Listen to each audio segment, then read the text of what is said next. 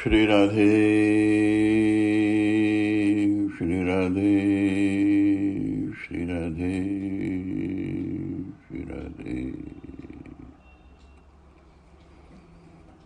श्री राधे श्री राधे श्री राधे श्री राधे श्री राधे श्री राधे।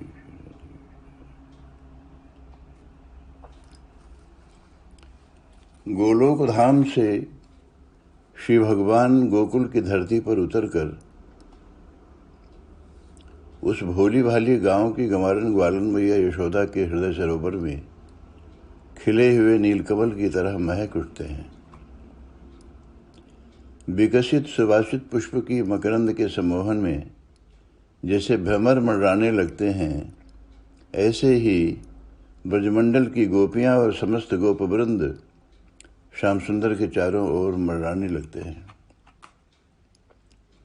अब गोकुल की धरती पर न ब्रह्म है और न ही परमात्मा, अब तो भगवान भी नहीं है वहाँ।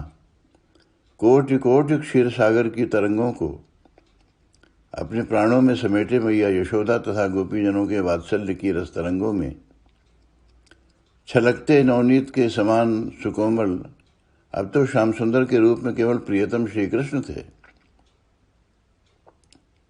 प्रियतम, न ब्रह्म न परमात्मा न भगवान, प्रियतम। सारा ऐश्वर्य तिरोहित हो गया था और अब श्री भगवान का लोक सम्मोहक श्री विग्रह श्री गोप गोपी वृंद का प्राण बनकर पल रहा था गोकुल की धरती पर। श्री गोकुल से भी श्री भगवान उतरकर श्री वृंदावन धाम पधारते हैं। गोकुल में श्री कृष्ण के रूप में वात्सल्य रससार घनीभूत हो गया था और श्री वृंदावन धाम में प्रेम रससार घनीभूत होकर श्री कृष्ण के रूप में साकार हो गया था।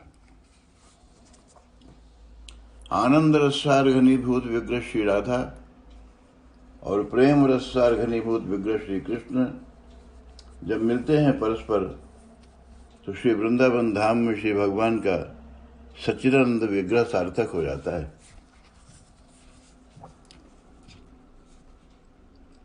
सत वृंदावन, चित्त कृष्ण, आनंद राधा, जब ये परस्पर मिलते हैं तभी श्री भगवान सच्चिदानंद होते हैं। इनमें से यदि एक का भी अभाव हुआ तो श्री भगवान प्रेमियों की परख पर अपूर्ण हो जाते हैं।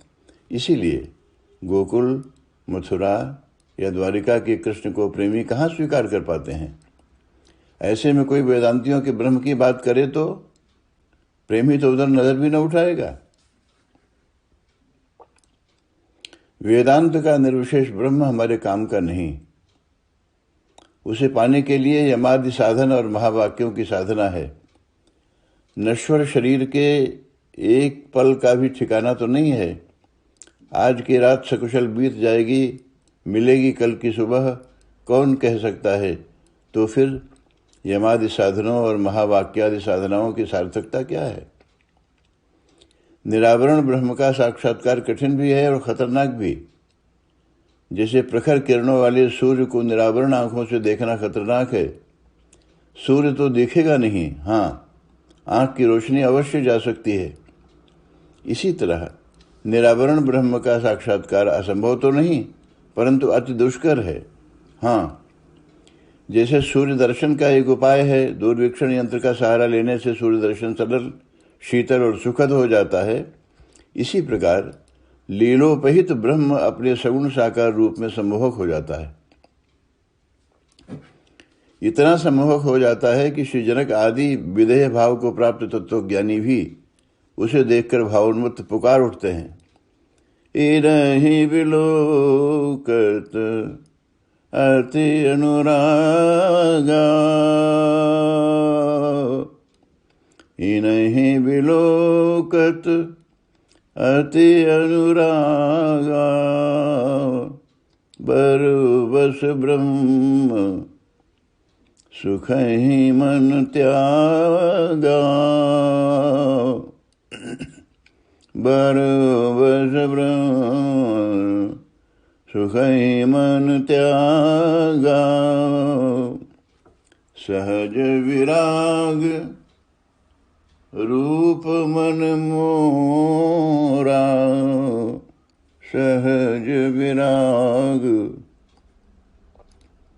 रूप मन मोरा, थकित होई जिमि चंद चकोरा, थकित होई जिमि चंद चकोरा, थकित होई जिमि चंद चकोरा। तभी तो माता कुंती ने श्याम सुंदर श्री कृष्ण की स्तुति करते हुए कहा था कि प्रभु, आज मैंने तुम्हारे अवतार का प्रयोजन जान लिया है। तथा परमहंसानाम मुनीनाम अमलात्मनाम भक्ति योग विधानार्थम कथम पश्येम हि स्त्रियः। निर्विशेष ब्रह्म की तुलना में सविशेष ब्रह्म की या निरावरण की तुलना में लीलोपहित ब्रह्म की श्रेष्ठता, मोहकता, स्वरूपता सिद्ध है। हीरा भी है तो पाषाण ही ना, परंतु कसौटी पर कसे जाते संवरते संवरते पाषाण की तुलना में अनंत अनंत गुणित मूल्यवान होता चला जाता है।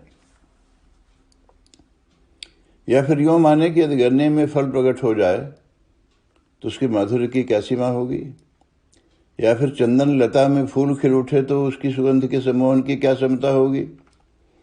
ऐसे ही निर्विशेष निरावरण ब्रह्म सविशेष लीलाओं के परिवेश में अपने अलौकिक कमनीय कलेवर में श्री वृंदावन धाम में श्री राधा तथा श्री राधा पद किंकरी गोपीजनों का प्राणतम प्रियतम बनकर साकार होता है, तो उसके लावण्य, रस माधुर्य, सौरस्य, सौगंध आदि की क्या क्षमता हो सकती है। इसीलिए अरूप निर्गुण ब्रह्म को श्री वृंदावन धाम में अति सुकोमल कमनीय नीलेंदी वरद्युति में उसका दर्शन कर प्रेमी बलिहार हो जाते हैं। श्री गोपीजनों की तरह उन्हें कुछ भी छोड़ना नहीं पड़ता, परंतु सब कुछ छूटता चला जाता है। और तब वेदांत के अभयारण्य में केशरी की तरह विचरण करने वाले श्री मधुसूदन सरस्वती जैसे तत्वज्ञानियों को भी घोषणा पूर्वक स्वीकार करना पड़ता है। अद्वैत वीथि पथिकैरुपास्याः स्वराज्य सिंहासन लब्ध दीक्षाः शठेन केनापि वयम हठेन दासी कृता गोप बधू बिटेन। यह कैसा वेदांती है जिसे गोप बधू बिट ने दास ही नहीं दासी बना लिया। ब्रह्म वीथि में विचरण करने वाला श्री वृंदावन आकर प्रेम रोग का शिकार हो गया। अभद्र अशोभन भाषा में श्री कृष्ण को गोप वधू बिट कहकर धिक्कारता है और उसी के लिए रोता भी है। शिकायत है, शिकवा गिला है, जिसके लिए आंसू भी बहते हैं उसी के लिए। इस प्रकार श्री भगवान का सगुण सम्मोहक प्रियतम रूप प्रेमियों प्रिया प्रेयसियों का प्राणाधार बन जाता है। तब ये उस अशेष विशेष ब्रह्म की ओट में सविशेष लीलोपहित ब्रह्म की रसमधुर झांकी का दर्शन कर निहाल हो जाते हैं। इसी प्रकार श्री भगवान का नाम भी है। जब वह परम व्योम में था तो अनाम था, उसका कोई नाम न था। फिर सारे नाम उसी के थे, क्योंकि अक्षरम ब्रह्म, समस्त अक्षर ब्रह्म का ही संकेत करते हैं। परंतु उलझन है इस मान्यता में। प्रेमी को तो कोई नाम चाहिए, तब वह अनाम गोलोक धाम वैकुंठ में नारायण नाम वाला बन गया। प्रेमी को यह नाम भी स्वीकार नहीं। तब गोकुल की धरती पर मैया यशोदा के अंचल में कृष्ण नाम का अवतार हुआ। वह कृष्ण बना, आकर्षण या कर्षण करने वाला कृष्ण। परंतु प्रेमी आकर्षण नहीं चाहता, वह तो अपने प्राणाधार को आकर्षित करना चाहता है। वह खींचना नहीं चाहता, वह खींचना चाहता है। वह बंधना नहीं चाहता, वह बांधना चाहता है। इसीलिए तो गोकुल के कृष्ण को प्रेमी ने न स्वीकारा। तब वह वृंदावन आया। वृंदावन आया बंधने के लिए, वह मुक्त बंधता चला गया। मैया ने बांधा तो दामोदर बन गया, गैया ने बांधा तो गोविंद गोपाल बन गया, गोपी ने बांधा तो गोपी कृष्ण, राधा ने बांधा तो राधा कृष्ण राधा रमण बन गया। उसे तो धाम वृंदावन ने भी बांध लिया तो वृंदावन विहारी हो गया। वृंदावन में वह बंधा है, बंधा तो गोकुल में भी था, परंतु वहां का बंधन उसकी कृपा का परिणाम था। दृष्ट्वा परिश्रमम कृष्ण कृपया सीत स्वबंधने। वृंदावन में बंधना उसकी विवशता है। वह वृंदावनाधीश्वरी श्री राधा के वश में है। निरंतर श्री राधा की प्रसन्नता के लिए वह सतर्क है और श्री राधा रूठते ही रहते हैं। वह मनाता ही रहता है रूठी राधा को। इसी मान मनोबल के माध्यम से ही तो छलकता है लीला सुधा रस सिंधु निकुंज में। और तब उस अतल अनंत रस तरंग में कोटि कोटि ब्रह्मा विष्णु शिव सनकादि भी निमग्न हो जाते हैं। जब रूप उतर आया उसका, नाम का भी अवतार हो गया, तो धाम को भी तो उतरना ही था, अन्यथा लीलाएं कहाँ संपन्न होती। पर व्योम में था वह परतत्व, तब उसे कोई आधार नहीं चाहिए था, वह शून्य में था। उस परतत्व की साकारता के साथ साथ शून्य भी साकार हुआ। तब परम धाम गोलोक धाम प्रकट हुआ। परंतु गोलोक धाम तो बहुत दूर है, वहाँ कौन जाए। प्रेमी तो प्रियतम भगवान श्री राधा कृष्ण के निकुंज में जाना चाहता है, अतः गोलोक धाम व्यर्थ हो गया। तब मथुरा धाम प्रकट हुआ। प्रेमी ने मथुरा को भी अस्वीकार कर दिया। तब आया गोकुल धाम। परंतु प्रेमी को यह धाम भी रास न आया। दूरियां यहाँ भी थीं। मथुरा में देहाभिमान और गोकुल में इंद्रियाभिमान था। तब नित्य धाम श्री वृंदावन धाम का अवतार हुआ। वृंदावन धाम के अंतर्गहन गह्वर में प्रियतम के विहार का आधार निकुंज भी साथ साथ प्रकट हुआ। यह निकुंज ही भगवान श्री राधा कृष्ण के संपूर्ण लीला माधुर्य का स्रोत बना। यह श्री वृंदावन और वृंदावन का निकुंज प्रेमी प्रियजनों का प्राणाराध्य बन गया।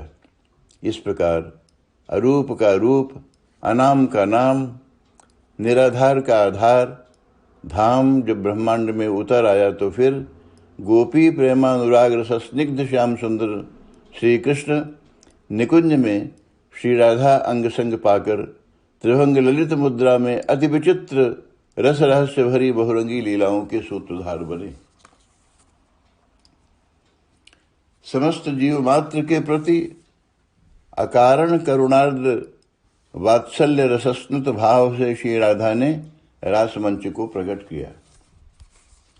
श्री राधा चरणानुगा गोपियों ने उस रासमंच को साज श्रृंगार कर भव्यता प्रदान की। और तब शरद की पूर्णिमा की मध्य रात्रि यमुना के पावन पुलिन पर रास संपन्न करने के लिए निकुंज में श्री राधा रानी अपने प्राणाराध्य श्याम सुंदर का रास के सूत्रधार और नायक के रूप में अद्भुत श्रृंगार करते हैं। श्री भगवान का श्यामरस में ही मंगल स्नान संपन्न हुआ है। श्यामरस के सिवा है भी क्या श्री राधा के पास श्याम सुंदर को नहलाने के लिए। बदले में श्याम सुंदर ने प्राणाह्लादिनी श्री राधा को राधा रस का उपहार दिया है। श्याम सुंदर के पास राधा रस के सिवा है भी क्या देने के लिए। अनंतर मोर मुकुटी लीला पुरुषोत्तम भगवान श्री कृष्ण त्रिभंग ललित मुद्रा में वंशी को कटिपट में सन्नद्ध कर तनमन प्राणों में अपनी अंतरंगा विभूति श्री राधा को बसाए हुए अलौकिक अपार्थिव रासलीला मंच की ओर प्रस्थान कर जाते हैं। श्री राधे श्री राधे श्री राधे श्री राधे श्री राधे श्री राधे श्री राधे श्री राधे श्री राधे।